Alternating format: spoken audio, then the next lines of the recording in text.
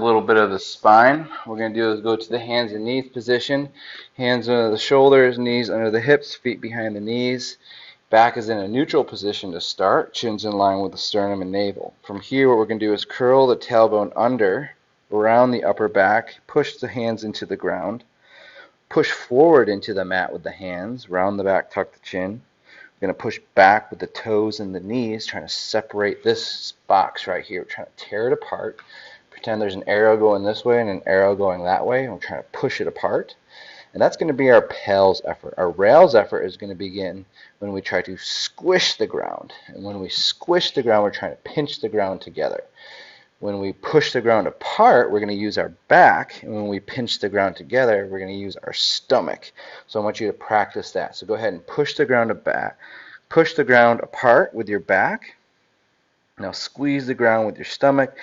Keep the back rounded. Try that again. Go ahead and push the ground apart with your back, round the back, tuck the chin. Trying to push the ground forward with your hands, push the ground back with your knees and feet. Then after that, I want you to squeeze the ground together with your knees and your hands and your feet. But I want you to keep that upper back rounded and the pelvis tilted. Hold here, squeeze the abs, squeeze the chest. 5, 4, 3, 2, and push the ground apart. Use the back muscles instead of the stomach muscles. Round the back, tuck the chin, round the back, tuck the pelvis under, push the ground apart, and relax. From here, what we're going to do is articulate from cat to cow. We're going to start with pushing the ground apart, and then we're going to begin by articulating the back. And as we do that, we're going to begin to pull into the ground. So go ahead, round the back, tuck the chin, pull into the ground like you're trying to pinch the ground together. And then from here, I want you to anteriorly pelvically tilt at the hips, and the lower lumbar will follow. From lower lumbar 5, 4 to 3 to 2, all the way to 1.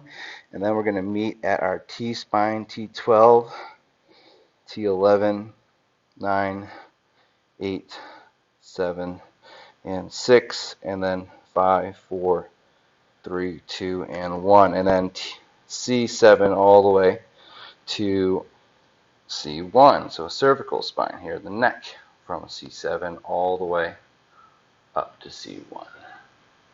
We're going to hold here in our cow position. So we're in a spinal extension, cervical extension, lumbar extension pose.